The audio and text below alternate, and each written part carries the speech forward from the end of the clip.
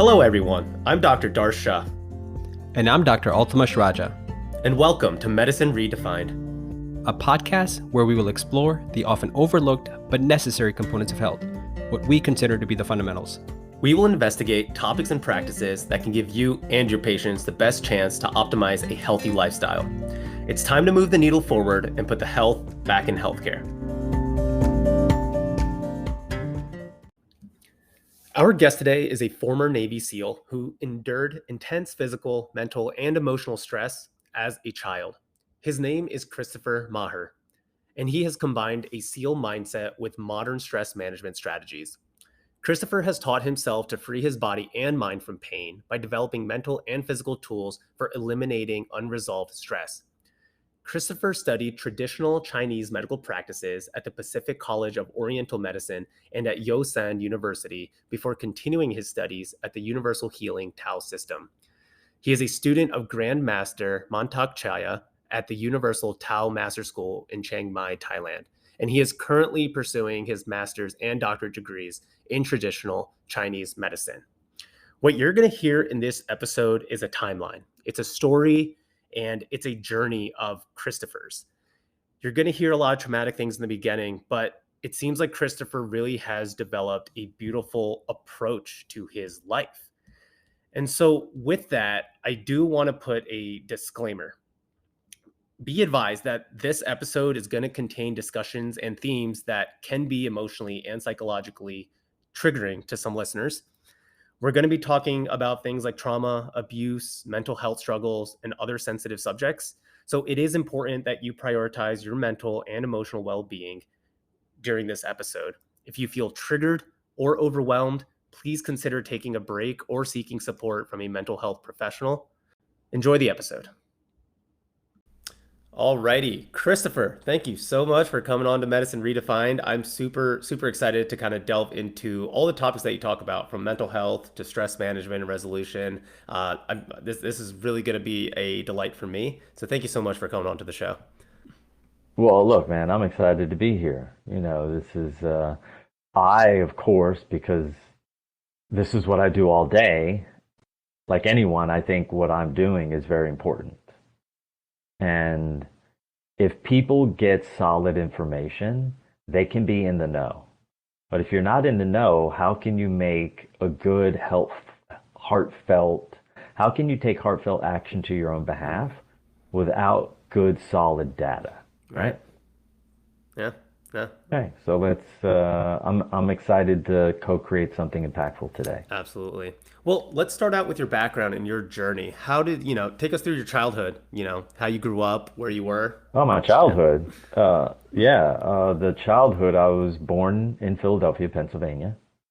And it was the end of the 60s, right? And I think in our country, there was a very tumultuous time, right? Kennedys had been assassinated in the 60s, Malcolm X, Medgar Evers, Martin Luther King. There was a lot of distrust, right? From the layperson, from the common man. And then I was left with a babysitter who made some poor decisions. And one of those decisions was to teach me not to play with matches by putting my hands on a gas stove. So she turned on a gas stove and then she burnt my hands, right? And left me scarred and in and out of hospitals from 3.5 until I was 10.5, getting reconstructive surgeries so that I could use my hands in a normal way. Wow. And so my experience of stress and trauma was very intense because I was so young. Mm-hmm. Like, it's one thing to get burned when you're 35, 40, 45 years old because your nervous system has already dulled itself out a bit. But when you're 3.5 years old, your nervous system is as fragile as a butterfly's wings. And so I don't think she understood at the time that was going to have negative physical reflections, but it was also going to have negative mental and emotional and energetic impact. Mm-hmm. that I wasn't aware of. Certainly my mom wasn't aware of, and her mom, my grandmother, because at the time, this is in the 60s, we didn't understand trauma. Hmm. If you'd have said, "Oh," to a person, "I think I'm traumatized," they would look at you like, "I have no clue what you mean. Are you angry? Are you are you confused?" There were only some very basic root emotions that humans were allowed to visit and speak about publicly at the time. And so um, I grew up in a household with a mother who was mentally ill. And why else would you leave your child with a stranger? And she took her life because of some trauma that she experienced when she was 13. And she couldn't cope mentally or emotionally with the circumstances that she had been through. And she had a father who died of cirrhosis of the liver. And so you can see all you need to do is dig back one or two or three or four generations, and I promise you, all the signs and symptoms that one of your grandparents or great grandparents or great great grandparents or parents was struggling from mental illness will be extremely evident. Hmm. Once you start to learn about the negative impacts of stress, tension, strama, and trauma. Strama is what I call stress plus time, right? That eventually expresses itself as trauma, right? It has this very deep, unrelenting impact on the person psychologically, emotionally, energetically, physically, and physiologically, right? And when I say physically, I mean structurally, like muscles, bones, tendons, ligaments. And so I then got pushed into the foster care system after she took her life. And when I was introduced to my foster parents, I knocked on the door and went into the house, and there was a kid sitting in a cross-legged position facing the wall, ramming his forehead into the wall every 10 to 15 seconds. Okay? So imagine I'm walking in here. My mother took her life. She's mentally ill. And now I'm walking into this space where this 6, 7 year old kid is smashing his head into the And wall. you're how old at this time? I'm 7 years old and 3 months. No, I'm 7 years and 4 months old. And so imagine the ride that I've started to become aware of that I was on, Hmm. right? Who can I trust? Who's here to support me? The irony here is that the people who were taking care of me, Kitty and Charlie Evans, um, they were very respectful, very kind, very generous, very understanding, very spacious. Um, the opposite to my mom, who'd been through an intense amount of trauma, who was very controlling. Her behavior was very borderline. Tinkerbell to Godzilla in 2.2 seconds. And then right back to Tinkerbell as if Godzilla never existed, right? So she had no honest self-reflection about her impact. And so, I had all the signs and symptoms. I was a nail biter. I was a bedwetter. I was I was a stammerer. Hmm. It was very difficult for me to speak. Um, and so I was a child who was raised really to express the symptomology very intensely and very consistently. Because it was so consistent, there was no way for me to pretend that it wasn't happening. Right. Right? Because I went to a boarding school, 15 other students in my student home. Maybe a couple of them were stuttering, right? Maybe a couple other ones were wet in the bed. Maybe a couple other ones were biting their nails. I was doing all three, right? And then anytime had a mistake, I was doing everything that I could do to hide the mistake because I wanted to do everything that I could to avoid punishment, rejection, humiliation, violence, discomfort, and pain, and the feeling, the overwhelming feeling of death. Hmm. And so that's where I started. Wow. Wow. It's a heavy You lift. know, and imagine, I'm only 7 years old by this time, right? I've had my legs broken at 2 days old in order to recast me. My mother was having an emotional mental breakdown, so she abandoned me in a hospital. Um, and so here I'm alone, right? And I'm being reminded again and again and again through these situations that, hey, you're alone. You better figure it out. Hmm.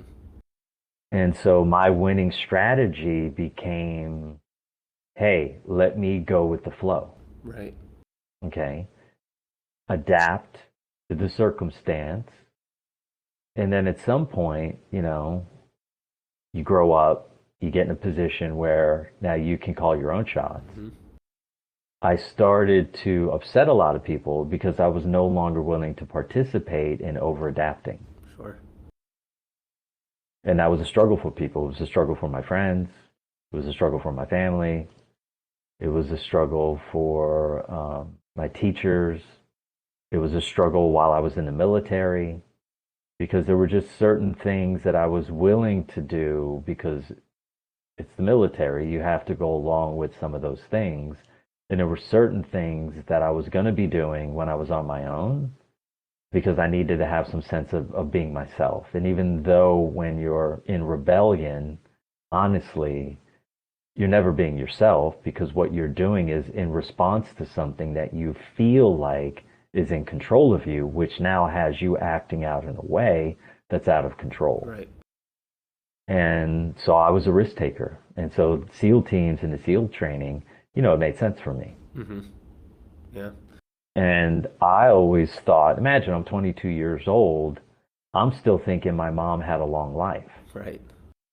because she committed suicide when she was 29. And guess what? It's uncommon for women to commit suicide, right? Out of every 100, out of every million people who commit suicide every year, 876,000 are men, right? It's very rare. Like women are like emotional samurai warriors, right? They're so strong emotionally. They're less strong than men physically, right? We produce different hormones. But emotionally, they're very strong. So you can imagine everything that my mother went through, how deep and difficult it was for her just to ring the bell and leave life. It's not easy to do that to a woman. Okay? Women are strong. They've been taking, an ass kicking by society for, 20, 30,000 years, right? So they're used to being dismissed. They're used to not getting recognition for their true value. They're used to being boxed into these limited ways of expressing in society. And retrospectively, I get it. Historically, I get it, right? Hmm. And now, here I am, a young man, and I'm driving towards what was my Olympic dream, which was to make the Olympic trials. And guess what? It, I mean, if I look back now with honesty, it was a fantasy because I didn't have a body that could hold up any longer through all the stress and tension and distortion that I was putting it under. Hmm. And I was putting some heavy loads, right? Because I got a lot of my esteem from training, from being disciplined, from working hard, from being consistent, right? For showing up even when you're tired, right? You wake up in the morning, your eyes, they're heavy. They might be a little swollen. But yet, once my feet go on the ground, I'm charging straight ahead. Okay. And when you grow up and you're institutionalized, and I don't mean like a formal institution, like a psychiatric ward. I just mean going to a boarding school that has very strict rules and regulations that they have to apply to everyone so that there's some semblance of order. Mm-hmm. And so they can give you feedback, which I felt in a certain way was non-constructive, because I can't get my esteem from um, adhering to the rules if the rules and the regulation go against my ethics, right? Right. And so when you're in a boarding school and you're in the military, you're giving away a piece of yourself, right? And you're giving away the most essential piece of yourself, which is to explore. Yeah. Right? Because when you're afraid to explore because you might end up being punished, and you would go to boarding school, guess what? When your house parents give you 30 and 30, and what that means, 30 days of an extra hour of work while all the other kids are out playing and running around, the other kids are talking trash. You don't get to play with us today. You got to go wash more windows or mow more lawns. There's a place where that actually is non-constructive, meaning that it actually inhibits the young child's ability to explore their environment so that they can learn through trial and error. Trial and error is not meant to come with punishment. It's meant to come with an opportunity to make it personal, meaning ask a basic question. What did I learn from that experience? If all I learned from that experience was to avoid more punishment, I'm getting further away from myself and I'm becoming more risk averse. Right? And, when I first went into boarding school, I was easy to volunteer for things. But by the time I got into like ninth grade, I was actually risk averse. There were certain things that I wanted to do that I wouldn't attempt to do or try because I was worried about what somebody else might think of me. Yet if you go with my history initially, I was never like that. And, I liken that or I hold that strategy of a merit system responsible because what I needed was affection.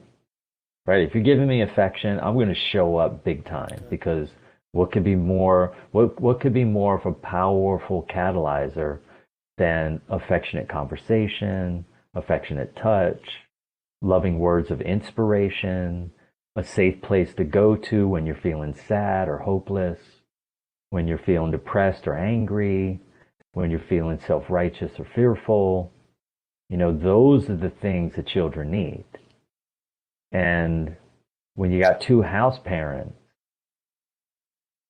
and these two house parents are responsible for providing love for, 14 to 16 children, there's not enough to go around. Right? And so then you're in experiences that are beyond your capacity to grasp because you don't have the emotional intelligence to process them effectively. And that in of itself starts to create this radical shutting down of your own ability to investigate who you are. And so I had some very unique experiences that were provided to me that are outside of where most humans were reared, right? Were raised, were conditioned through. And so that unique conditioning led me into maybe some confusion around what's esteem, what is identity, and I think I fell into wanting to be recognized for who I was. And that recognition for who I am, it has to come from the inside. It can't come from the outside. And so my achievement was being driven by that. And that ended up, in the end, it limited my ability to know myself. And so then I started showing up with pain in my body. the body keeps a score, right? There's that book. I haven't read it yet, Yeah, but the yeah. concept of emotional and all this trauma, kind of exactly what you're describing, is the physical ailments, the emotional, the mental, and how trauma can actually affect in a somatic way. Oh, for sure. Like, look at anyone who's got arthritis, right? Look at anybody who deals with debilitating headaches, pain at any joint, insomnia, dyslexia. I mean, the list goes on and on and on. Addiction to the daily drugs, nicotine, caffeine, alcohol, recreational drugs, pharmaceutical drugs, marijuana, food coloring, preservatives, right? Like all of these match a very specific frequency. Like if you put those in a lab and you measure the frequency of those substances, they would come out from like dark gray to black, right? But then if you measured things like honesty and open-mindedness and generosity and authentic care, authentic self-expression, um, well thought out humor, heartfelt action, healing, forgiveness, change, transformation, self empowerment, all these would measure with an intense amount of light, Mm-hmm. right? And the challenge is for me that I've discovered is when you have that much of shadow running inside of you, it impacts your decision making Yeah. and it reinforces those decisions reinforce the circumstances that you came from. So now you get stuck on this feedback loop system that only helps you to continue to recreate the same circumstances that your parents went through and your grandparents and your great grandparents. I can't tell you how many times I've heard someone say, I don't remember the day when I woke up and I realized I was my mom. Mm. Yeah.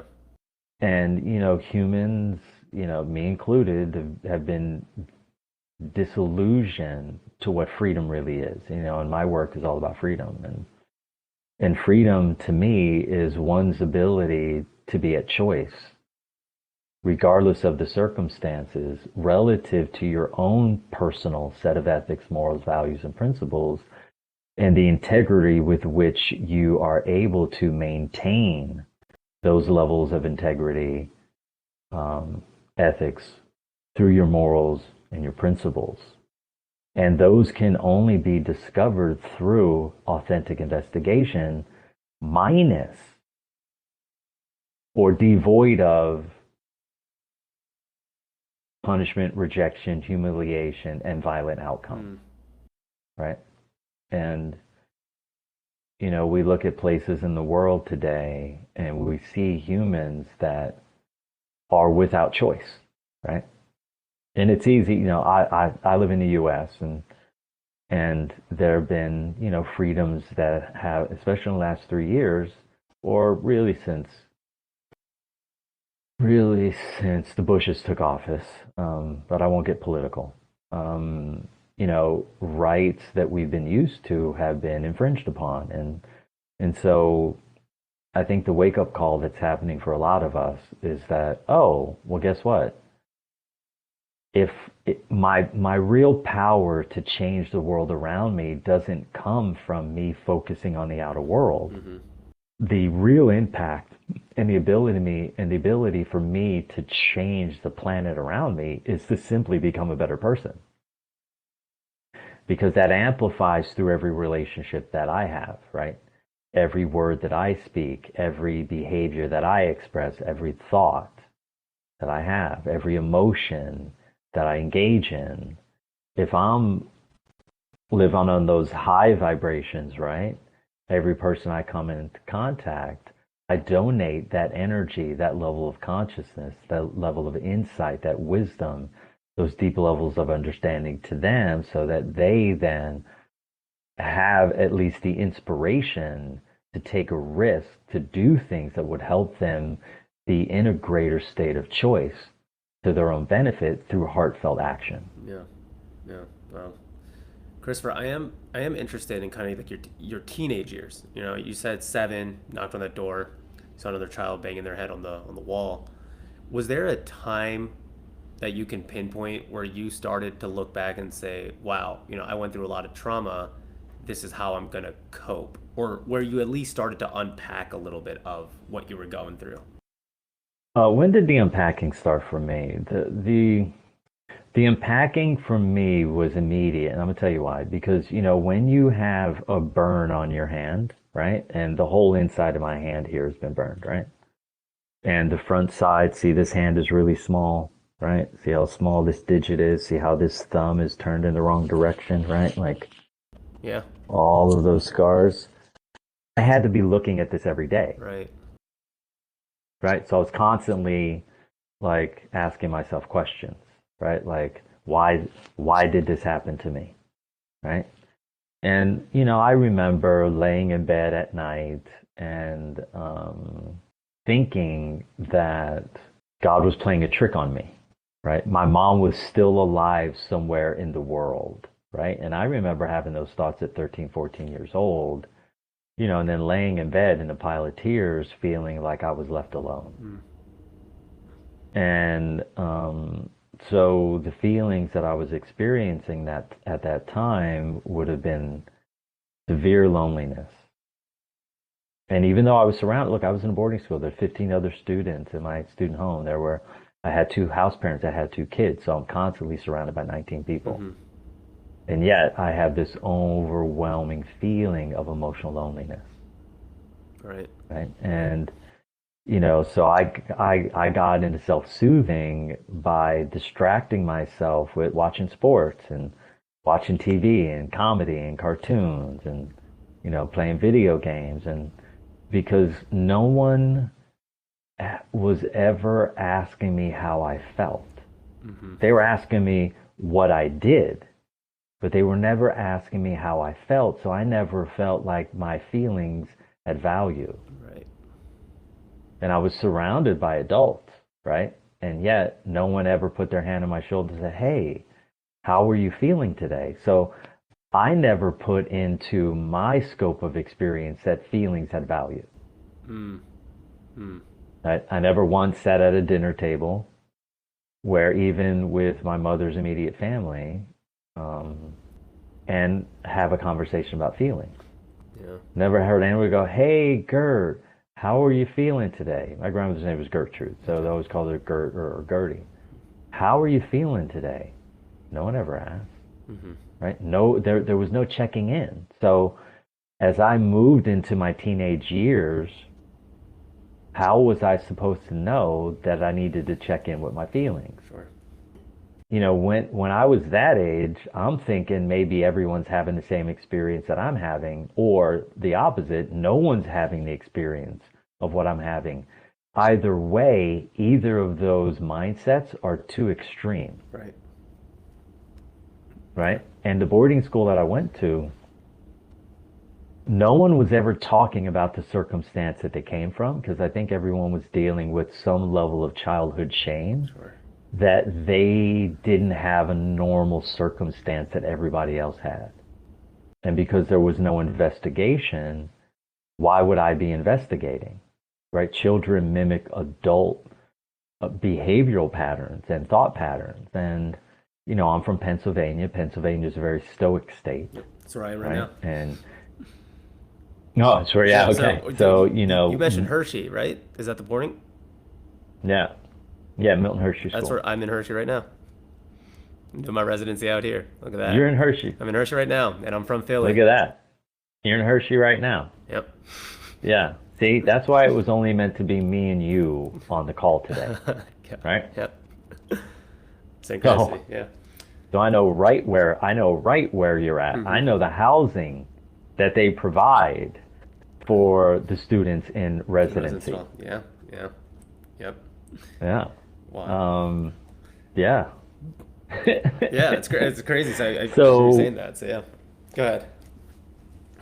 Yeah. So in a certain way, the space where I was at when I was a teenager was neutral, in the sense that I didn't have parents looking over my shoulder, requiring me to be them, right?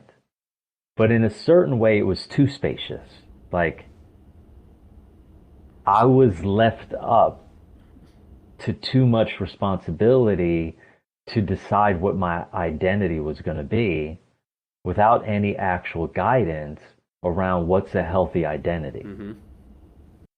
Because no one was talking about these things then. It was like, you know, in your boarding school, it's like, hey, look, if you're doing it right, there's no demerit. And if you're doing it right, there's no demerit. And if you're doing it right, there is a merit. So now it's the carrot versus the stick. Mm-hmm. And, you know, that kind of raising, right, that kind of structure, it has value to a point. And then there's a point where that actually doesn't have any value. Adhering to rules, and I became very good at them, is if you get your sense of self from that, you then project onto yourself that you're a rule. Right. Right? And no, you're not a rule. Your name is Jake, or your name is Susie. And Susie, how do you feel about this circumstance? Jake, how do you interpret this situation? Let me listen from that position, because now as the teacher, I can learn to become the student. Right.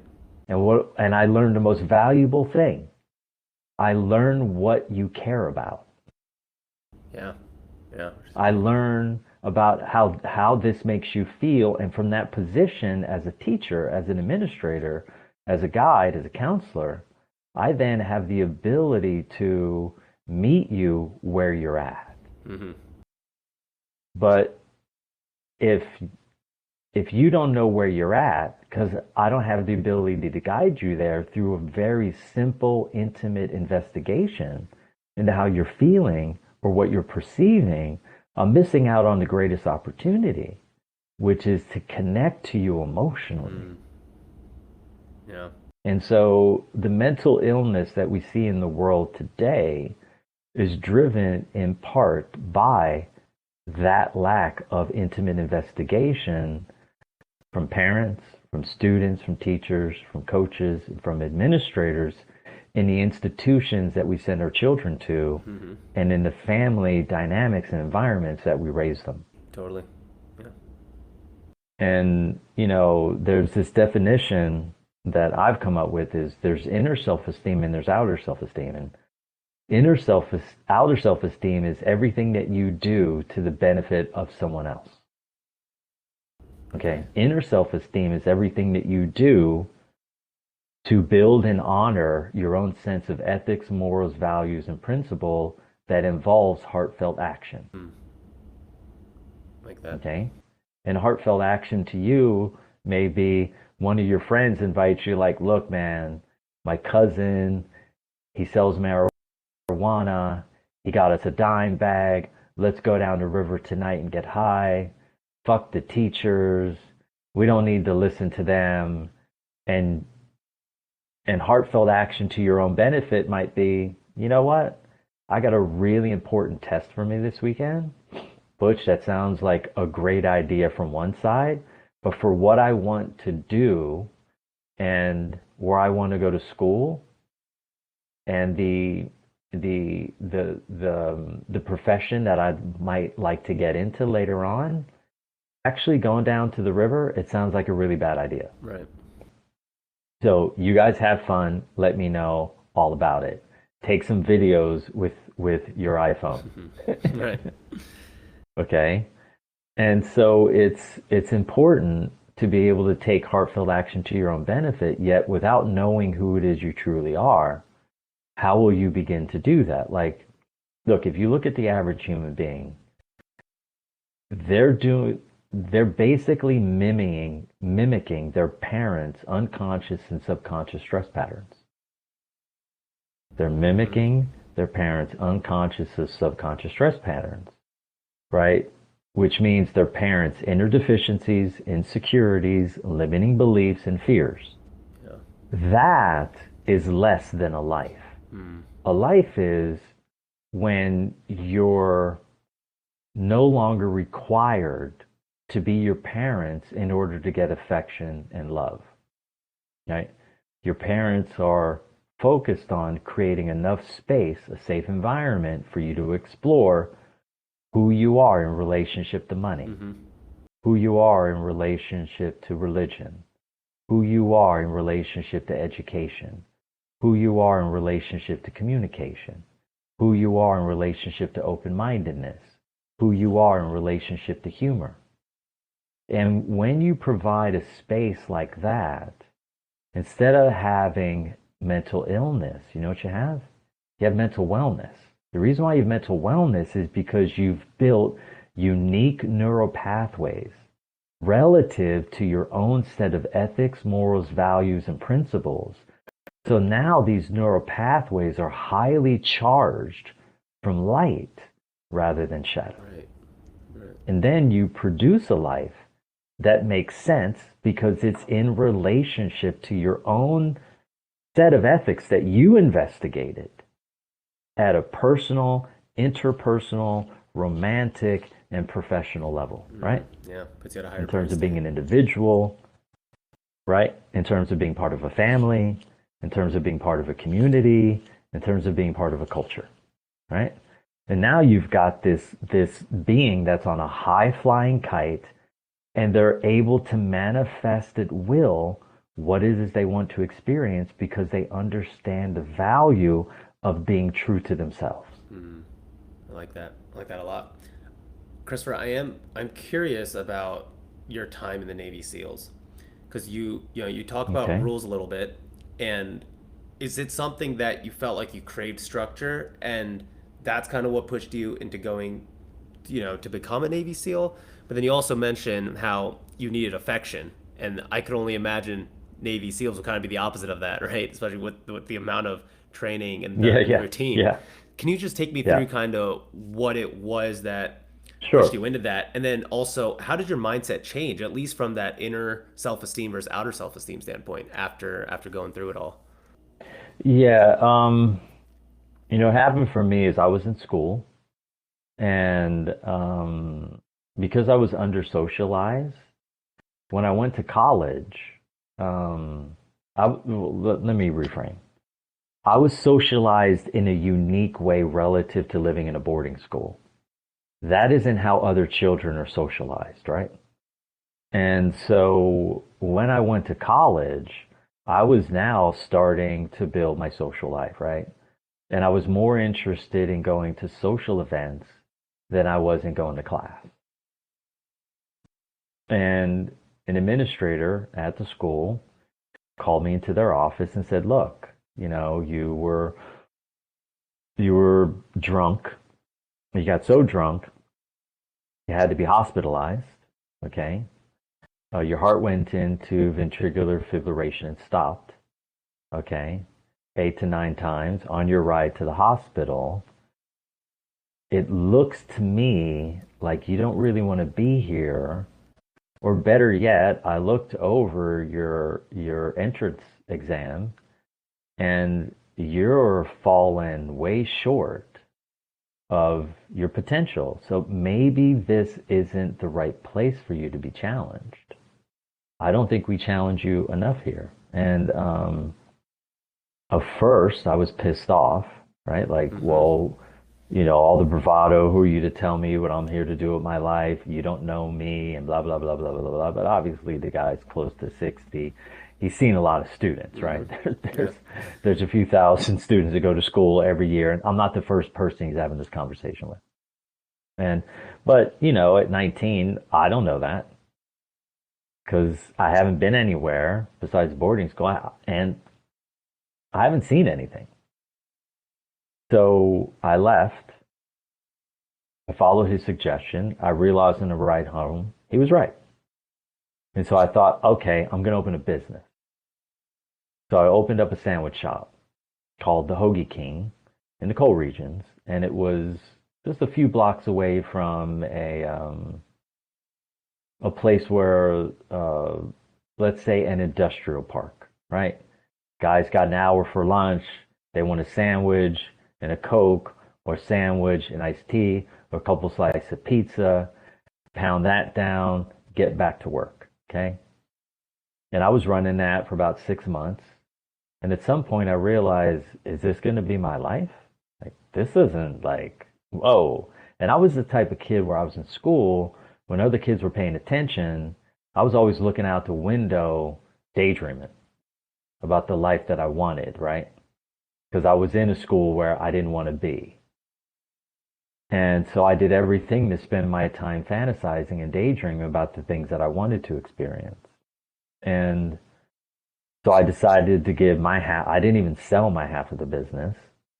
I gave my business partner my half. I said, look, you run with this. I'm done. And fortunate for me, a buddy of mine that I went to boarding school with, his mom showed up on my doorstep on my birthday, and she said, hey, listen, I've heard really good things about you. Would you like to come live with me and my family? And I was like, what's happening? Yeah. Right. No, who shows up on your door, knocks on it, says, hey, I'm like, I'm 20. You want to come live with your family? Like, and she was coming from a good place. So I said, yeah, okay, let's make it happen. Grabbed some clothes, hopped in the car. She lived in a farmhouse in Pennsylvania outside of Kutztown University. And she invited me right into her family. But she had structure, right? Mm-hmm. So, okay, you guys got to get up. You got to do this today. Make sure you're doing this. And she gave me structure, but enough space for me to think that it was my decision. Yeah. Okay, well, you might want to think about doing this today. This might be good. Empowering you. Yeah. Let me think about that. Versus like, you need to do this, right? And I know after being in boarding school, what I needed was that stopgap, right? It's like I liken it to, I remember when I was like 7 or 8 years old, this woman came up to me and she was like, "Little boy, you're so cute. You're gonna have a beautiful wife one day." And immediately I was like, "Listen, I'm like a road that has a lot of potholes in it. And I need to fill up these potholes first. So I'm not going to get married till I'm in my 40s." Because I already knew at that very young age that there were things that I needed to grow through. So I get into the house. I go down into the basement, and there's a biannual SEAL Team magazine. I pick it up, and on the cover are like 8 boat crews of guys running down the beach, a boat crew of 7 guys running down the beach with telephone poles on their shoulders. And as soon as I saw that image, I was like, that is for me. Like, I wanted to get challenged. I knew I was going to get challenged energetically because you could see their faces are grimacing. Some of them look like hopeless. Some of them, you can tell some of them don't want to be there. They're considering quitting.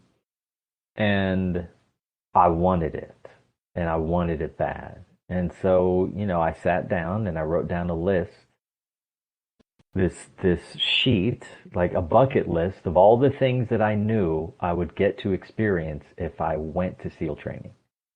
And I never really knew what it was about. I didn't know what they were doing. I didn't really know what they did for work, right? But I knew that if I had that rite of passage, it was going to give me the inner confidence to do some things that I know that I needed to do. And I didn't know the timing of it, how any of it was going to happen. I just knew in my gut that is where I needed to go. And when I got there, what got me there was the affection of this woman inviting me into her family. When I got there, I was fortunate enough to meet a young lady who treated me like gold. And that helped me, those 4.5 years helped me work through a lot of emotional stuff that I needed to work through in terms of trust with a woman, because it was a woman who burned my hands, right? It was my mom that forced the doctors to break my legs at mid-thigh and recast me. It was my challenge was with women, and she was loving and she was caring and she was generous emotionally. She was generous with her time.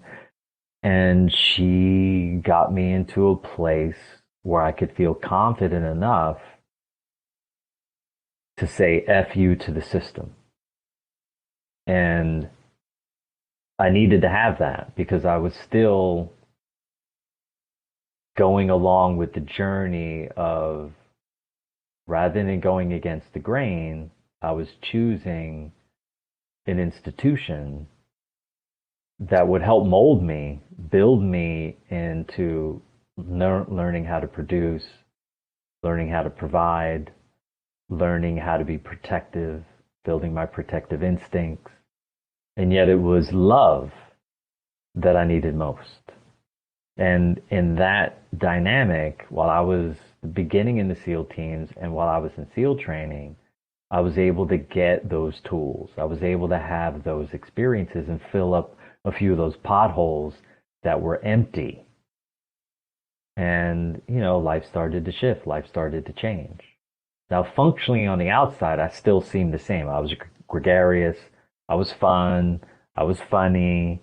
I was hardworking. I was arrogant. I was still all those things that I was before, except I was coming from a different place, right? Now I understood that I could move into the world and make whatever I wanted to happen. And, the SEAL teams it was good for me at the time. In certain ways. In other ways, it was terrible. Like, you put that much stress in your body, Oh, yeah.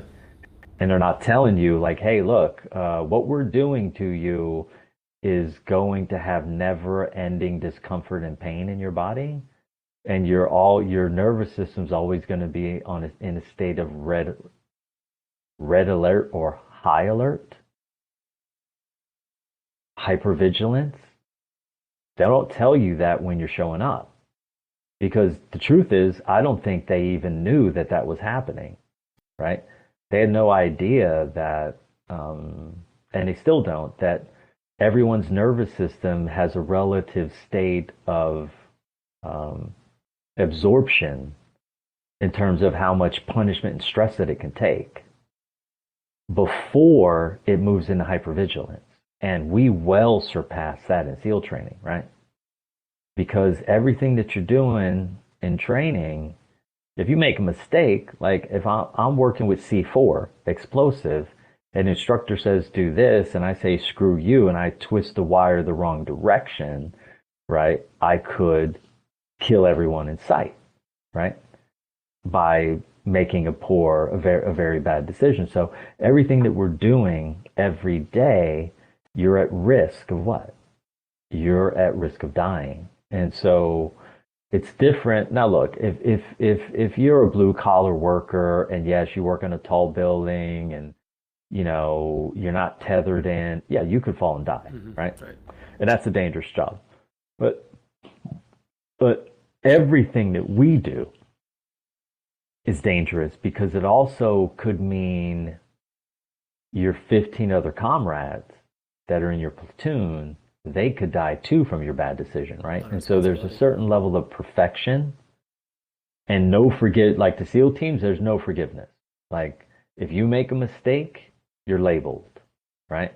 You make another mistake, nobody wants to work with you. You make a third major mistake, you're out of the SEAL teams. And so you're always under that microscope, right? That pressure, right? You got to get it right. And to be honest with you, you want to get it right because that's the kind of guys that are attracted to the SEAL teams, right? And that my inner critic was very strong at the time. Okay, I'm more spacious now. I understand that everything has purpose, right? That mistakes have value, that failure is the greatest part of success. Well, when I was 19, I didn't know that. When I was 20, I didn't know that. When I was 21, I didn't know that. All I knew is like, you either got it right or you got it wrong. And if you got it wrong, in the SEAL teams, you're a piece of shit, right? That's how they think about, yeah, the guy's a fucking bag of shit, Right. right? He had 2 safety violations on this training op. And so you're avoiding that label, right? And in the SEAL teams, when guys shun you, they shun you. They don't pay attention to you. They don't look at you, or they drag you behind, the berm and they beat your ass. Mm. To remind you, like, you better get your shit together. Yeah. Oh. Because I don't want to die because you're absent-mindedness. Right. Right? And so you got to be locked in all day long. And, when you're locked in that all day long like that, you're looking for something to manage your stress. And, we're already overusing exercise, Mm-hmm. right? Oh, yeah. As a means of managing stress. So now exercise has turned into a negative stress management tool. Right. Overdoing it. Yeah. Right, you've been overdone. Mm-hmm. Like, you only know overdoing it. That's why for me, I have to be very cautious. Like, I can't go to a gym and start squatting heavy weight, because the next day I'm thinking, like, I bet I can lift another 50. Right? And then the next, you know what I mean? Like, I want to keep driving this thing forward. So I've had to figure out how to create forms of exercise that allow me to keep that state of hypervigilance under control, to keep it passive. And I've done that, right? So I created a system off of someone that I learned. I created something called Bestercise, where I use isometric, eccentric, and concentric contractions to not only strengthen, but to also remove and reduce your daily accumulated stress and some of your lifetime accumulated stress loads. And yet, if I went out right now and I ran, like, I don't know, 8 or 9 or 10 miles, the next day when I woke up, I would be like juiced, like ready to go. And I found that for me, the most important feeling and emotion that I enjoy is peacefulness and emotional groundedness. So I don't like being in a state of hypervigilance. Right.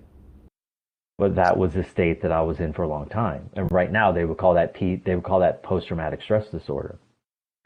But me, from my childhood, I was already in PTSD. And then put me in the boarding school, Milton Hershey School. That only amplified my PTSD, because now I had to be on red alert from the other 15 students who were, expressing themselves in ways that were non-productive. And then now I get out into the world, and now I volunteer for the same dynamic, right? Except the intensity is 100 times higher, and the expectations are 1,000 times greater. And my body got to a point where it started to shut down. Yeah. Right? So I started losing my hearing at 29. Okay. That part into, machine gun fire, right? That had something to do with that. And then I started to lose my vision at 31. And when I started losing my vision, it was rapid. It was very quick. And then I started to have all that deep, tense and joint pain, which culminated into me being in a place where I needed a hip replacement. And when you get to that place and you've been a lone wolf your whole life, there's no way to reach out for help, because I was the one who learned to self-soothe myself. Mm-hmm.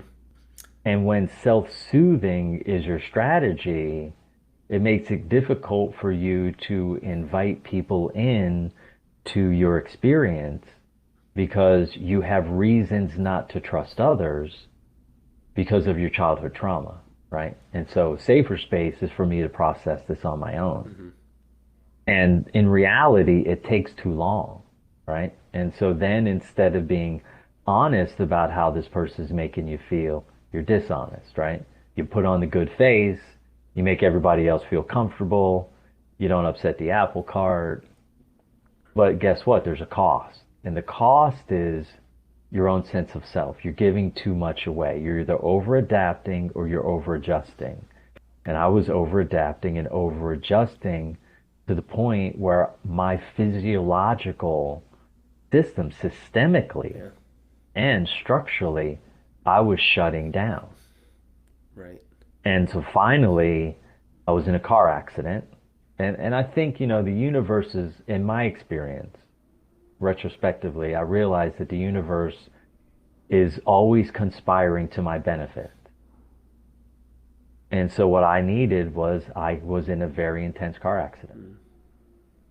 And then the pain dropped down into the center of my hip, and I could never get away from it. Like I could never, ever get away from it. Wow. And then eventually I bent the knee. I bent the knee. I reached out to a friend who had been in the SEAL teams, and he said, look, I think I have some answers for you. And he showed me a path, right? Introduced me to juicing, introduced me to yoga, introduced me to some modalities that he thought would be a benefit to me, like rolfing, and starting to understand structural integration. It gave me a path that I could at least investigate and would allow me to have the power in my own hands and not have to rely on other people. And so it was good for me as the lone wolf because I could be self-sufficient, right? But now so I basically turned SEAL training into HEAL training, and I devoted myself for 7 years straight, day and night, night and day, focused, like you would be in the SEAL teams if you were in Afghanistan on an operation. For me, it's different than life and death in the sense of like you're going to die or you're going to live. It's more living or dying. Either I'm going to be living at full potential and full throttle, or I'm going to be fooling myself living in fantasy and living this low-based life. And so what I wanted a comfortable mind. I wanted a comfortable body. I wanted a quiet mind. I wanted grounded emotions. And I wanted abundant amounts of energy. And guess what? At the end of those 7 years, I had all of that plus more. Yeah. And then I started traveling around the world investigating what are these other systems out here that might be of use to me, because I always believe that, there's a saying, there's a 10 or 100 or 1,000 ways to skin a cat, right? Yeah. I like cats, so I don't really want to use that. So what I will say is that the path of one is not the way of another. And I had to figure out what my path was. Right. And I used pain and loss as my opportunity to wake up. I was not the person in grade school or high school that was thinking about devoting my life to helping other people live their best life. I was thinking about using life as an opportunity to get recognition and attention that I had value, because I was missing the most important element in my child rearing years, in the years that I was child reared, of affectionate connection through affectionate touch and affectionate, intimate conversation. And so now it happens to be that I can have these levels of conversation with anyone in the work that I do with everyone else. And so it's been, would I go back and change anything about the choices that I made when I wasn't aware that I had choice? And I would honestly tell you no. Wow. But knowing what I know now, if I could meet me before I would go to SEAL training and me would have an opportunity to train me, I would never go to SEAL training and I would have never become a Navy SEAL. Really? But I didn't, the person I am today didn't exist. The wealth of knowledge and information that I have to develop someone in the most powerful ways, it didn't exist when I was 21. For sure. It wasn't out there. Right. Okay.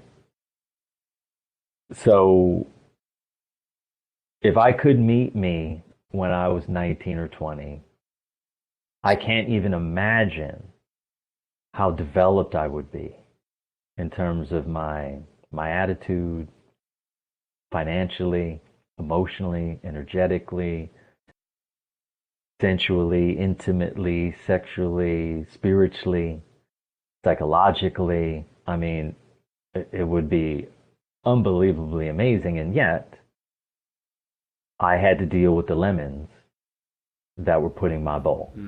And I did. I dealt with those lemons. Do you believe that, this perpetual fight or flight mode that so many humans live in, right? We're kind of in this rat race in trauma, really haven't really unpackaged it. Do you believe it's because we're comfortable with that feeling and that we haven't yet authentically tapped into understanding how to break that cycle? And if so, how do we break it? 1000%. 1000%. The challenge is this, is that the information that is out there is very limiting on how to create a successful pattern interrupt. Humans operate from the position that they're in because they know nothing else. Right. Right? Like, when you feel good, you do good. When you feel bad, you do bad. It's 2 plus 2 is always 4 when you're in reality, right? When you're in fantasy, 2 plus 2 could equal 65 if you wanted to. Sure. Right? Yeah. And so, the average human today across the world is living in a dynamic where there's very few choices in terms of having a successful pattern interrupt in your non-productive, inappropriate stress state. There's very few choices. Now, you can use positive stress management tools, right? The challenge with positive stress management tools is that they only affect your daily accumulated stress load. There's not enough power or force or leverage in order for them to reduce your lifetime accumulated stress load, because your lifetime accumulated stress load is made up of your genetics and your epigenetics, your environment, plus all of the unresolved daily accumulated stress that you've been piling on since the moment you were born. So by the time I meet somebody who's 32 or 34 years old, right, their lifetime accumulated stress load is like, it's like climbing Mount Everest. Right. That's how tall it is. I've done 100 hours of practical, pragmatic investigation into this subject matter that we're on. The average human is at 86% of their maximal stress load. 86%. Do you know how they measure How do that? I know that? Oh, I know how I measure it. I measure it based on the level of discomfort that they feel from a scale of 1 to 10. And whether they're 7 or they're 77, the numbers are the same. So 7, 17, 27, 37, 47, 57, 67, 77, the number is exactly the same. I've done 50,000 investigation sessions. Wow. 50,000. Try to wrap your head around that. Like, I have more practical data and information in this subject than any human walking the planet. Because it's important. Like, we have to have solutions that actually do what they say and say what they do. Guess what happens when you reduce your lifetime accumulated stress load by 50%? You know what happens? Tell me. Your restore, repair, and recovery rate increases by 50%. So now, let's say it takes you 9 hours of sleep to get out of bed, right? To wake up, feel refreshed when you put your feet on the ground, and you don't need a cup of joe or exercise to feel vibrant, alive, and motivated. Okay? So now we can see where the majority of adults are, right? Now imagine, again, we reduce your lifetime accumulated stress load by 50%. It raises your restore, repair, and recovery rate by 50%. Do you think you need 9 hours to feel like Superman? No, you need 6. You need 6. Maybe 4 or 5. And I don't mean 4 or 5 and then you're getting up and you're having a cup of joe or a cigarette in the hallway, right? Or you're having a 5-hour energy drink, or you're banging on Red Bull. Right. I mean, you're waking up, you're having a cup of water, and zing, all of your energy turns on. Yeah. I'm talking about that, right? And how valuable would that be to the planet if we had 10,000, 100,000, 50,000 humans waking up feeling bright and refreshed. Imagine the amount of light and energy coming off them, how it would transform how people were feeling and how they were functioning. Imagine if every Fortune 500 company only had one person in the building that was awake, right? Conscious, okay, enlightened, and aware. Imagine how much that would impact. It would impact them a lot because they would fall underneath the lighthouse theory. What do we mean by that? We mean when you have one person who has a bright light that's unencumbered by fear, anxiety, anger, frustration, agitation, irritation, self-righteousness, and fear, you know what happens? Everyone orientates to the nature and the energy functioning in their nervous system. So for the average listener, what does that mean? That means all nervous systems orientate to the highest functioning nervous system in a collective field. So if you turn on your lights, everyone around you benefits from your light. But if you turn on your shadow, everybody else benefits negatively from your shadow.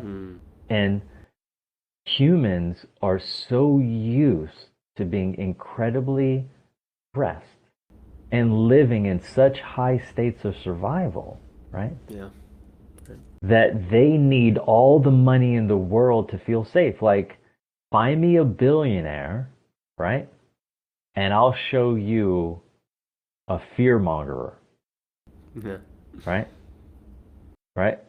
Show me a culture or a race on the planet that is focused on generating massive amounts of resources in order to shield themselves and make themselves feel safe.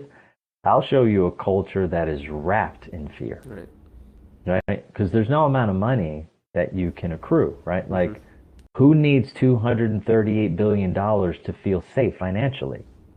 Right. But hold on, you need another 500 billion more to feel like you got enough? Right. Yeah. Okay. And you're conscious enough to know that the choices that you're making around getting all those resources are limiting other people's access to those resources. Right. And morally, you feel okay with that? Yeah. You know what you show me? You show me you live in fear. Fine, show me a billionaire and I'll show you a scaredy cat. Right. Right. Not really abundant mindset. It's a false reality. No, that's it. Yeah. Yeah, it's a false reality, right? And so the question is, what's driving it? Like, it's easy to point it out, but the question is, what's driving it to happen? And it's survival, fear-based strategies and controlling mechanistic structures that have been in place to make people feel safe. Right. I get it. You want to feel safe in the world.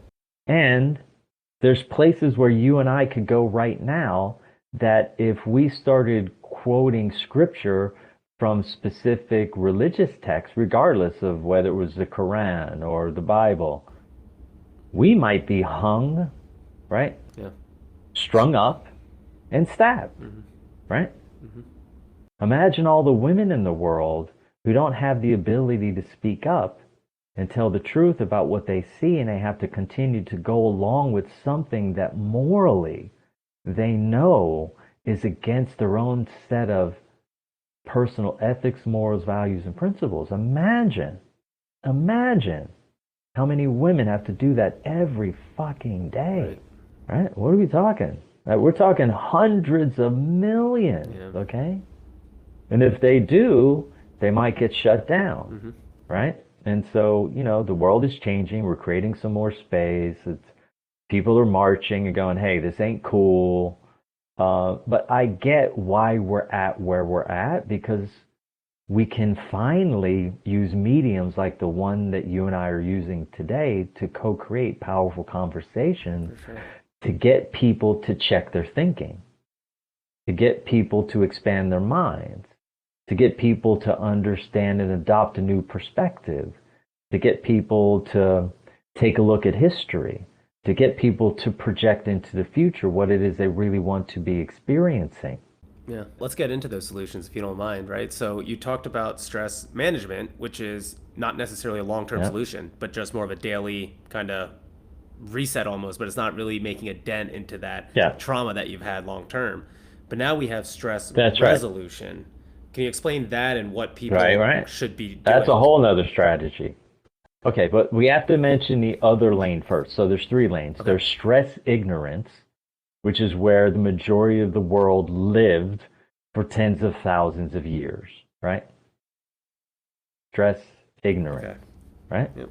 Then we have negative stress management tools. Okay? What's a negative stress management tool? Excessive exercise. What's a negative stress management tool? Pornography. Right. What's a negative stress management tool? Prostitution. What's a negative stress management tool? Excessive work. Mm-hmm. What's a negative stress management tool? Nicotine, alcohol, caffeine, recreational drugs, pharmaceutical drugs, food colorings, preservatives, marijuana. Those are negative stress management tools. Why do we say they're negative?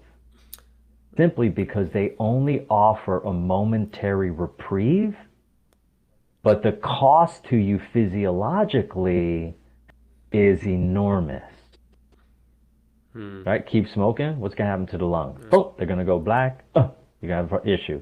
Keep pounding on white sugar and brown sugar, refined sugar, sugar cane. What are you going to end up with? You're going to end up with an addictive mindset, right? And so when we look at these negative stress management tools and we bridge into positive stress management tools, what would a positive stress management tool be? Breath work. What would a positive stress management tool be? Practicing high levels of integrous honesty. What's a positive stress management tool? Running. Positive stress management tool. Weight training. Positive stress management tool. Journaling. Like all of the breath work, yoga, energy work, like all these are positive stress management tools, right? Well, those are wonderful to deal with your daily accumulated stress, but to deal with your lifetime's accumulated stress load, you need what are called stress resolution tools, right? And those are ones that carry a much bigger force. Why? Because lifetime accumulated stress spans generations, right? It's at least 4 to 7 generations old. At least 4 to 7. That's a minimum, right?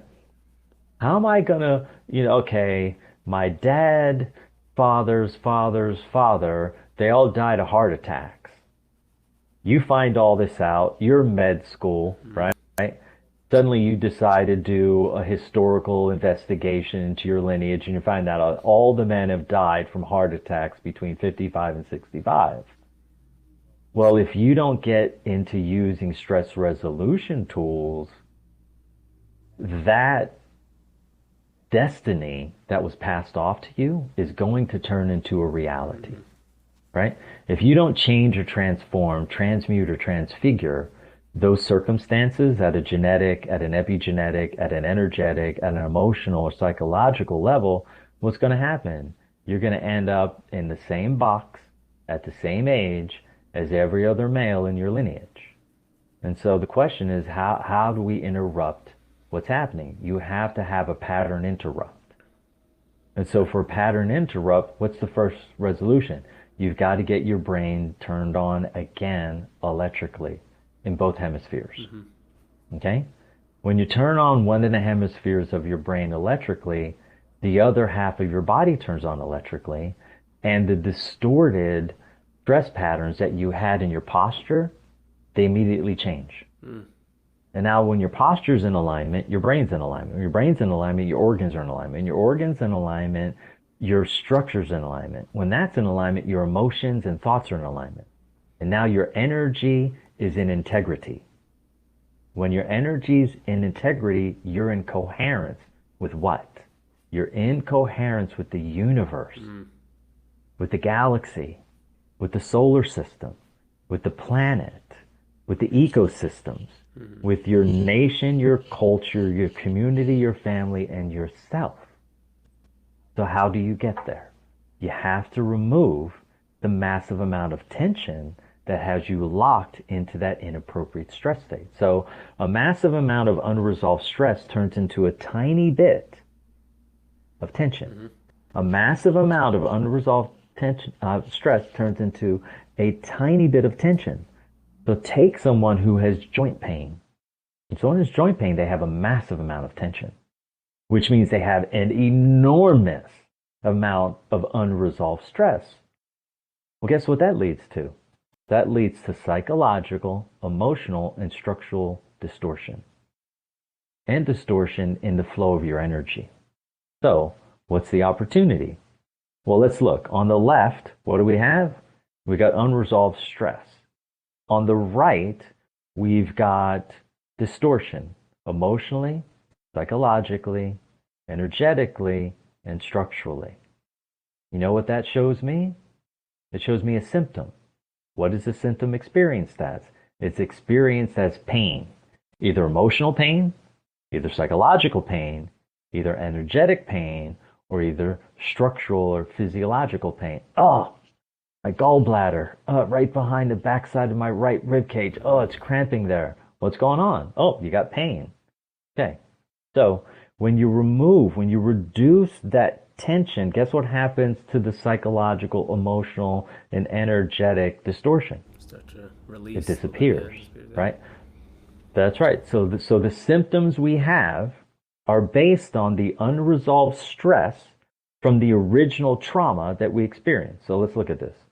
So a child has a traumatic experience. A traumatic experience for a 2-year-old baby is a parent using harsh language, right? So the baby's in the crib, mom and dad are arguing in the hall. Fuck you, you're not going to tell me what to do, I don't give a shit, you're always doing, and that's going on. Well, for a baby, now the baby starts crying. The baby's crying to inform the parent that, hey, this is, you're pushing energy towards me that's greater than I have the ability to process effectively. And now I'm crying to inform you that I have now moved into a stress state that's inappropriate. Oh, see, Mike, when you're like this, the baby always starts crying. Okay? Well, guess what? That is a traumatic event for a 2-year-old child, right? A 1.5-year-old is crawling towards the corner coffee table because it sees this shiny thing that it wants to grab, and the mom thinks it's going to ram its head into the coffee table. So what does she do? Susie! She yells its name as loud as it can. So guess what she does? She uses shock, right? Verbal shock as a means of controlling the child's behavior. So what's the child going to do? It's going to do everything that it can to avoid that shock. So now it's going to wait till mom leaves the room to investigate the shiny objects. Yeah. Okay? Because kids are quick learners, right? So now you have that event, right? And every human alive has had an event. They've had multiple, hundreds, thousands of those events, okay? And guess what happened? The body shifted into that inappropriate stress state again and again and again and again and again and again and again. So now the child has adopted behaviors to avoid punishment, rejection, humiliation, violence, discomfort, and death. What's the cost? The cost is my nervous system, once I engage that behavior and I have success, my nervous system will translate that behavior is actually who I am authentically. And now that behavior becomes my winning strategy for life. Right. Because now I've got proof that if I behave in this way, I can avoid punishment, rejection, humiliation, violence, discomfort, pain, and death. Right. So what am I going to do? I'm going to reinforce that behavior. And now I do it again and again and again and again. And guess what I built? I built these very intensely strong neural pathways. Yeah. Right? And so when we think about metacognition, recognizing the way that the brain is functioning electrically, right? Through the dendrites, right? That are going into different hemispheres of the brain. Well, guess what happens is when we pull your nervous system out of fight or flight, your brain has an opportunity to recognize back to the nature of who it is you really are. And instead of projecting your adopted personality and identity, you actually start coming from an authentic place. And when I'm coming from an authentic place, I'm always in coherence with the universe. And in a state of disease, my symptom that I was locked into, guess what happens? The symptom disappears. So what we have is we have a trauma state followed by a strategy, which is a limiting belief, okay? Now that I adopt this limiting belief again and again and again and again, because I'm not being my authentic self, my perceptual filters start viewing the world around me as a threat. And now I keep applying my strategy to avoid the punishment, the rejection, the humiliation, the violence, the discomfort, the pain, and the death. And now we got a problem. Houston, we have a problem. And then a person, they reach 40, 45 years old, and guess what happens? Now they have some debilitating symptom that they cannot get rid of. And it escalates. It might have started out as like intermittent headaches every once in a blue moon. And guess what it is now? It's migraine headaches that last for 3 or 4 days and cause them to that moves from nausea to full-blown expression of throwing up, right? Regurgitation. And now they're spinning and they can't get out of bed, which means now they can't go to work, they can't produce and provide, right? And now I have all the emotional stress of all of that, especially if you're a male and providing for your family. So what do? You gut up and you do everything you can to fight through it, but in the end, it only keeps escalating into something greater. And so we got the symptoms on the right, we got the problem on the left. The problem was the environment, right? The problem was the epigenetics that were reinforced by the environment that created more value of an identity and a loss of authentic self because you didn't feel safe enough in your environment to explore. And now that you're risk averse, you won't take a risk to reach out for help. Right. Because if you can't trust your mom and dad to maintain a healthy environment, how are you going to trust a perfect stranger? Right. You see what I'm saying? So the systems that we have in place, which is, one of the things that you brought up earlier when we were talking before we decided to hit record, is the systems at play don't understand how they got put into place in the first place. Right. And so now we've developed these systems to help alleviate these symptoms, but they don't change or alter the person's identity back to authenticity. And so now we resolve a symptom that now turns into a more explosive symptom 5 months down the road or 5 or 6 years from now. Yeah. Right? And you follow it through and they just get more stress and more stress. And this was what I was saying earlier, you have to have a successful pattern interrupt. And that's what stress resolution is about. In the middle of all of that, right, the symptoms are over here to the right. The problem is all the way over here to the left. What's sitting in the middle? Directly in the middle is the excessive amount of tension. Right. And when you remove the tension, now energetically you start becoming well. You reduce the tension and now emotionally you start becoming well. You reduce the tension and guess what happens? Psychologically you start becoming well. You reduce the tension and structurally and physiologically you start to become well. Yeah. And when people become well, they make vested decisions that are heartfelt to their benefit and the benefit of those they love and they care for. Gotcha. Yeah. Okay? And so,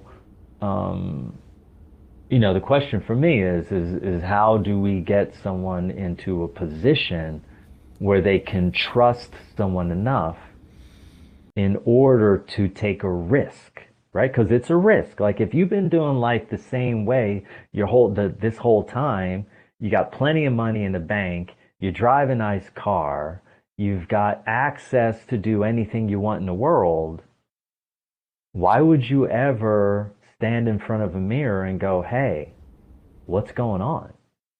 Right? And so the first step would be for anyone who's listening, is honest investigation, right? Grab a chair, sit in front of a mirror, look into your own eyes without looking away, and ask yourself some very basic questions. Who am I? Why am I here? What do I need to change to experience the things and the reasons why I'm here?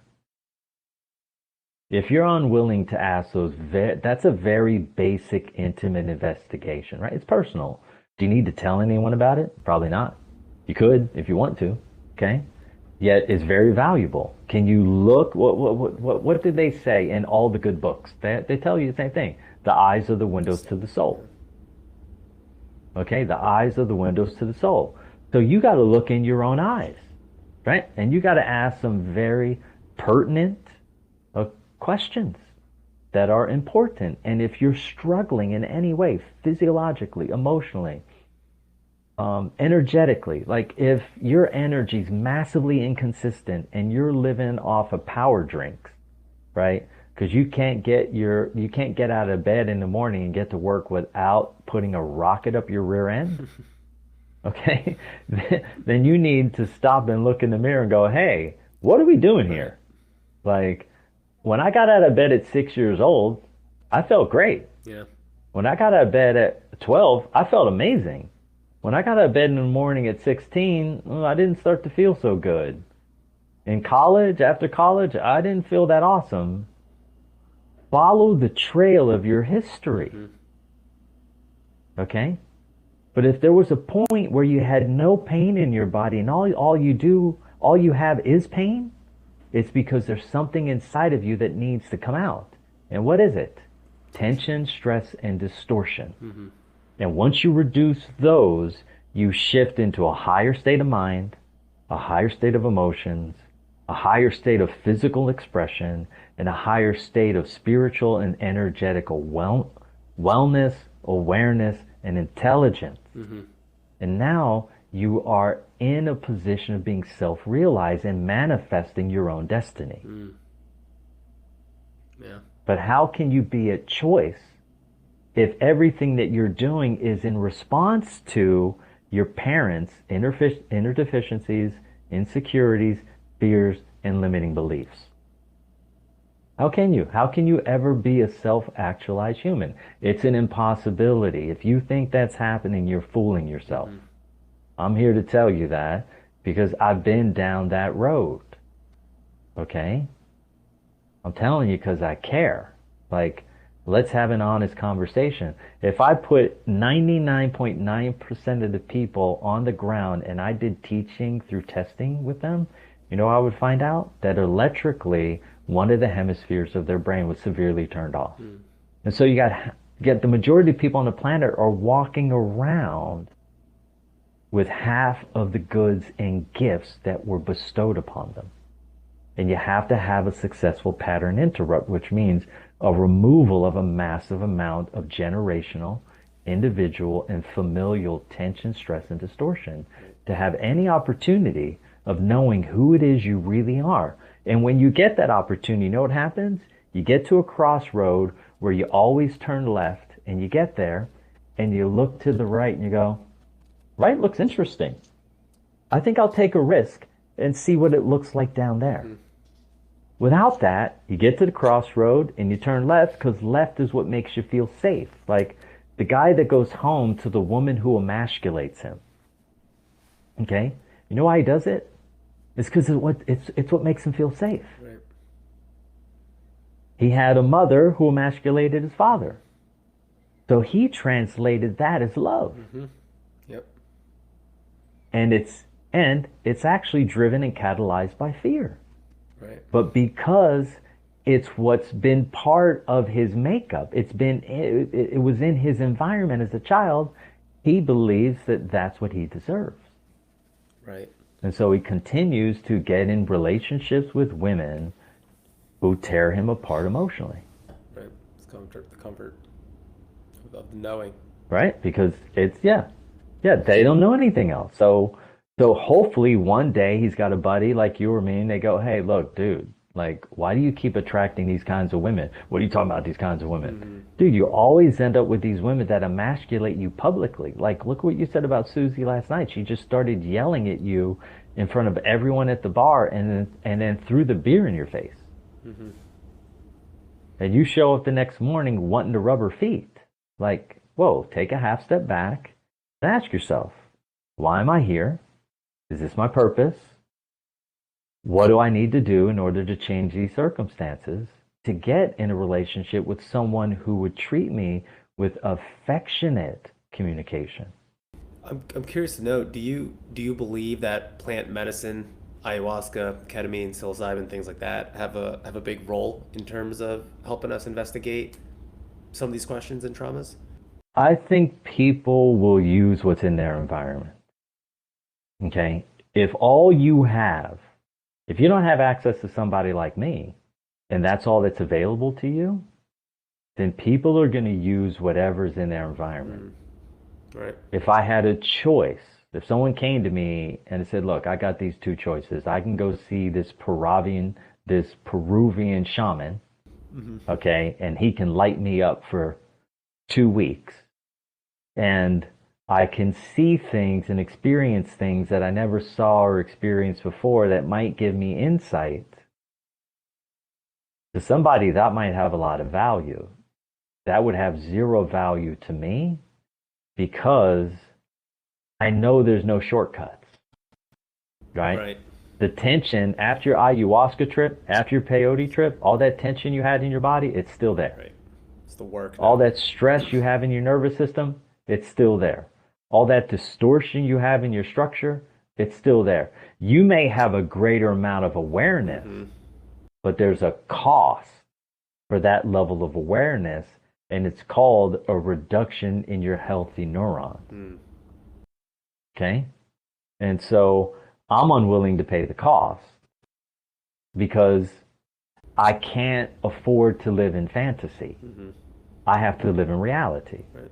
Because I've reduced my lifetime accumulated stress load by more than 50%. And so if I take a substance that is an upper or a downer or a plant medicine, the next day, the next week, the next month, I don't feel as good as the day or the week or the month before. So, when I spent time investigating those pathways, none of them ever made me feel better than being me. There's no substance I ever put in my body that was foreign, that was either recreational or medicinal, that made me feel better than being me. Right. And so I'm unwilling to pay that cost, and I know I have better tools. So I could never suggest for someone to take something to get insight if they weren't willing to do the deep work. Right. And what I mean by deep work is get up 15, 20 minutes a day and remove stress and tension from your body. If you're unwilling to invest that little amount of time, that little amount of energy, and that little amount of effort, then you're going to, one day you will wake up and you will suffer from something, right? Whether it's a tumor, whether it's lost vision in one eye, whether it's something else that's painful emotionally, or an inability to sleep and wake up and feel rested. I want people to feel happiness from the inside out. Yeah. Outside in is exogenous. Inside out is endogenous. All these micronutrients, like, dude, I was in complete darkness for 28 days in a cave in Thailand. I had a DMT trip that lasted 28 days. I traveled across the universe. Okay. I met and saw and felt things that no one that I've ever met has ever saw, felt, and or experienced. But I was willing to do the deep work, right? I worked on myself for 7 years straight, removing massive amounts of tension and stress and distortion. And then I went into complete darkness. Not one photon of light touched my skin for 28 days. Wow. And I experienced the highest states that you can at a spiritual level Wow.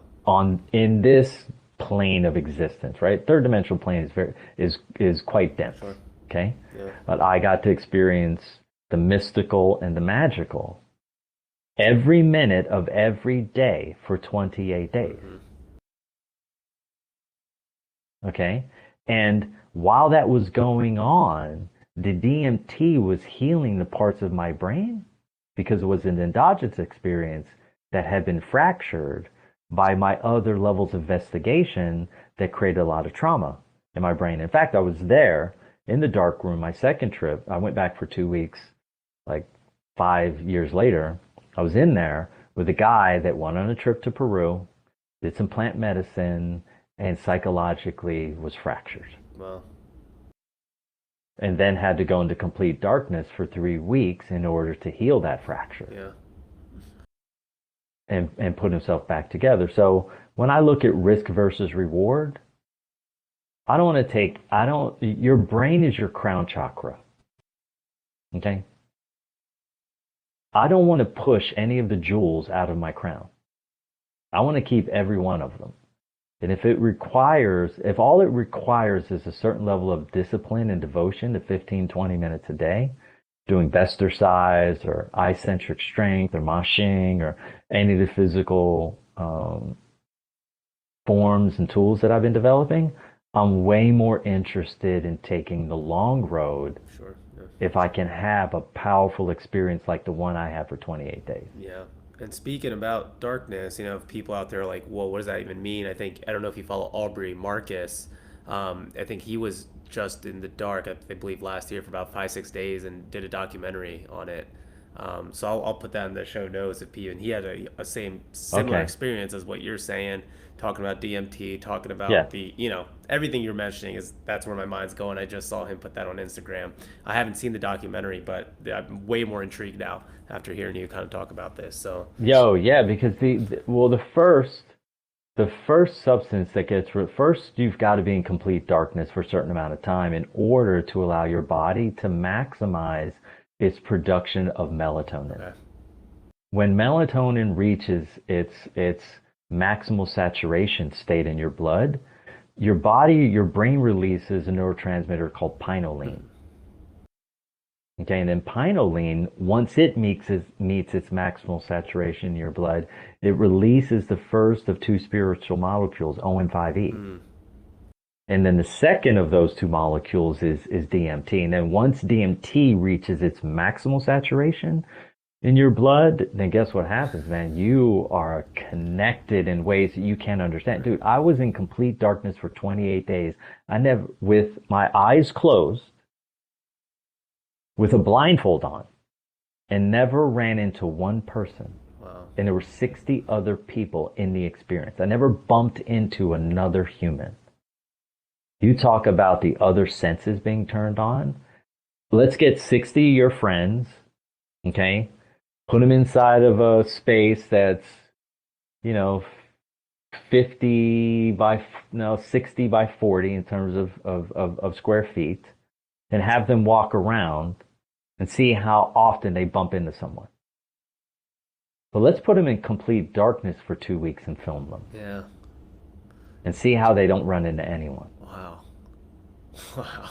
Right? Because by the fourth week, each week I was able to determine where I needed to be, either by smell, an increase in the smell in the room, and not in the room, the smell in the room, or by sound, or by energy. I would start walking towards things and my whole body would feel the density of something. And I would stop and go, there's someone there energetically.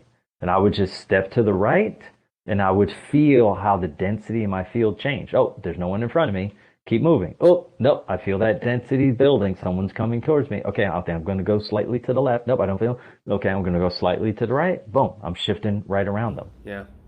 I'm sure there are listeners right now that are like, how is that possible? I don't think people understand the compensation too. When you kind of shut down something like your eyes, the amount of heightened awareness that needs to come from your other senses. Also, just from like a Oh, survival perspective, right? I mean, it's going to be yeah. heightened, and then your Yes. proprioception is going to be on the next level. So, yeah. Yep. 1000%. And in the room, you have like a mat that's the width and length of a yoga mat, right? Except it's like a little bed, right? Like a little goose, like a tiny little goose down bed, and that's your practice area Mm, where you're doing all the spiritual practice, right? Where you're right. doing the inner smile and specific exercises where you're patting your legs and hitting your kidneys and all this chakra work. And you're doing all that in this tiny little mat. And I ended up at my mat, and you go to your mat 4 times a day. Okay. I ended up at my mat. So do the math on that.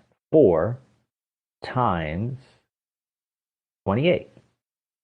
I had to go through a group of people, 60 people, to get to my mat that many times and never once bumped into one person. Okay. And we're talking about from people from all over the world. Some people, they're from Bangladesh. Some people from Iran. Some people from the Congo. Some people from Argentina. They were from everywhere, all kinds of languages. But there was one thing that we all had in common: complete darkness and an elevation in our senses. And it's a very profound experience. But what's really wild is, even though my mind had the ability then to start going through all of my life experiences and picking objects like in my room and in the bathroom and the shower, my mind, while my eyes were closed, based on where I was moving, it was making up what the room was supposed to look like based on other bathrooms that I had been in. Mm, So imagine I got an eye mask on, there's no light in the space at all, plus my eyes are closed, and my mind, my third eye, is showing me where everything is in my room based on all the old furniture that I've ever seen from every hotel I've ever been mm-hmm. in, anybody's house that I slept over at. And it's constructing this structure, okay, for me to see. Well, So even though my eyes were closed, I was in complete darkness, right? I had a blindfold on. My third eye started to make up exactly what everything looked like right. based on all of my visual experiences from my history in this life. Wow. Wow. I know. Yeah, I mean it's what I wanted to say for the listeners, like, look, there are levels of intuition and analysis and emotional awareness and energy and consciousness and light that are 1,000 times more profound than we're experiencing. And there are people in the world that have set up these opportunities for you to be able to go have these kinds of experiences. I always want to suggest that someone sleeps in complete darkness for at least a year or two before they go to a dark room experience, so they can have the kind of experience that I had, and they've reduced their lifetime accumulated stress load by at least 50%, either using Bestersize, Ma Sheng, and ice-centric strength in order to do so. Because they do that, man, and they are going to literally just take off. Sure. Yeah. Because of those other people in the dark, when they interviewed them, okay, none of them were having the experience that I had. Because none of them did the work that I did before I went. And then I came out of the dark room, okay? I was sitting about 50 feet away from this photograph that was on the wall, and my eyes could hone in like a hawk. Yeah. Photograph, maybe 12 by 9, Mm-hmm. okay? Mm-hmm. On a wall. My vision, as soon as it came out of the dark room and sat down, woof, I could hone in on it 50 feet away like a hawk and see everything. Mm-hmm. Yeah. So there's these other states that are available to us, but because we're in such a high state of fight or flight, we never ever get to tap into the depth and the truth of what's available. It's like most people have a Ferrari. They have a brand new Lamborghini, or they have the Starship Enterprise, and they get to use it like it's a skateboard. Right. Okay. So if you want the Lamborghini experience, you got to reduce your addiction to the daily drugs. You got to reduce your lifetime accumulated stress load. You got to eat healthy. You got to get quality sleep, sleep in complete darkness. Mhm. You got to make sure you manage your relationship with technology. You got to raise your vibe, right? When Right. you raise your vibe, then everything is possible in ways that you don't even know because your ancestors never experienced these things, right? So your visual your sense organs, your systemic organs, your structural organs, they're all doing everything they can to manage your fight or flight stress load. Hmm. Reduce that, and you can move into an ascended state of function and have these very profound spiritual experiences that remind you and let you know that there's so much more available to us. Right. Like, how are we supposed to figure out how they built the pyramid from the position that we're in? For sure. Right? We're trying to understand an advanced state, an advanced culture like Atlantis, Lemuria, in Egypt, and the Sumerians. And we're trying to understand how are you going to understand what they were doing and how they were being from the position that you're operating from fight or flight. Because they were in an extended higher vibrational state than we are. So the things that we're looking at, like, well, maybe they rolled logs and put the you know the 4 ton box on logs and piled up. Okay, yeah, that would take 4,000 years. Yeah. Exactly. No. Yeah. I think about that all the time, and man, it's just I love everything you're talking about right now. I know a lot of people might be hearing a lot of this for the first time, and probably gaining some intrigue, hopefully thinking about their trauma. I know there's a lot of psychologists and other people out there who are putting books, Gabriel Mate, Nicole LaPera, um, now having you on here too. Can't wait to share this episode out to people. Um, but where can people find you? Where should they go? What kind of resources do you have if they're interested in learning more? Look, the first thing to do, if you love to listen, people who are into podcasts, they're listeners. I wrote a book called Free for Life. The subtext is a U.S. Navy SEAL's unique path to inner freedom and outer peace. Listen to the book. In order to listen to the book, you have to go to truebodyintelligence.com, right? Truebodyintelligence.com. Listen to the audiobook. I have the regular version and the advanced version. In the advanced version, I put energetic attunements in between Mm. each chapter, and I wrote a song called Freedom, which has a very high vibrational vibe to it. Okay, I include all that in the book. That's the simple way to go. If you want to get in contact with me and have a conversation, you have to read the book first. When you read the book, I'm open to spending a half hour to anyone who's willing to read the book. We can have a conversation. If you're willing to take a risk, I'm willing to take a risk. Um, that's the best way, right? Go to the website, peruse around, see if you can learn a few things. There's an email on there, support@truebodyintelligence.com. Email me, right? My assistant will respond. She's very attentive. She's very punctual and timely. And we'll send you one sheet of things that we think are important for you to do in order for us to have a powerful conversation. Love it. Yep, and we'll definitely link your website, the book, all that in our show notes for easy access for the listeners. Christopher, this last question we ask everyone. Excited to actually hear what you kind of say and your spin on it. But how do we add the health back to healthcare? We add the health back to healthcare by honestly looking at what's alternative and what's natural, right? And so you add the health back to healthcare when you implement strategies that empower humans to take responsibility for their actions, and you provide educational platforms so that they can get solid information and data that allows them to take a heartfelt action to their own benefit for their mental wellness, for their physical physiological and structural wellness, for their emotional wellness, and for their energetic wellness. A lot to think about for me, especially. I mean, I've been in this, I wouldn't say deep in this world, but I definitely thought about this. Love to do the meditation. Used to do Sahaja yoga. Reading a lot about just kind of the mental health aspects of it, the trauma. So this was an amazing conversation for me, Christopher. Thank you so much for coming on, being vulnerable, an open book, sharing your experiences. Truly appreciate it. And I still can't believe you're almost 60. For people listening to this, you guys got to watch the clips that we put on. So you definitely look well, man. So.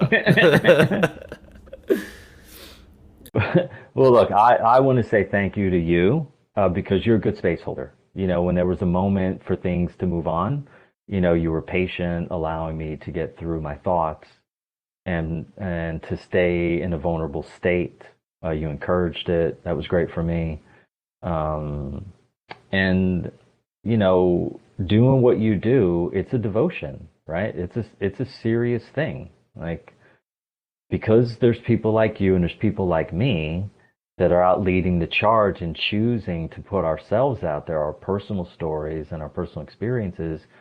People like the people who follow you, your listeners, they get an opportunity to get something that's authentic and real and has the ability to produce a powerful result in their life. And we need people like you doing more of what you're doing. So please keep it up.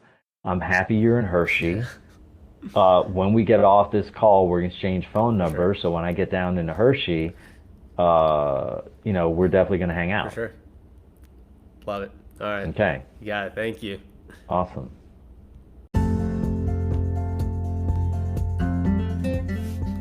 Wow, what a powerful episode. For someone like me who has delved into the works of Gabor Mate and Nicole Pera, Dr. Shafali, and really trying to understand how our traumas come about from a young age and where they stem from, and really trying to get to the root cause so that we can resolve. This episode definitely hit me in a different way from hearing his journey and how he thinks about stress management and resolving the stress and freeing our state of mind and bringing peace. And so, big thanks to Christopher for coming on, being vulnerable, and sharing his story. And I hope it makes a lasting impact on all of you listeners, and really teaches that we all have something to deal with, but we are in control in the end of our lives, and we can do something about it. And the first step is really acknowledging that we may have some sort of trauma that's unresolved, and then take the process from there. So in the show notes, you will find some links to Christopher's websites, his socials, if you want to learn more or even get guidance from him.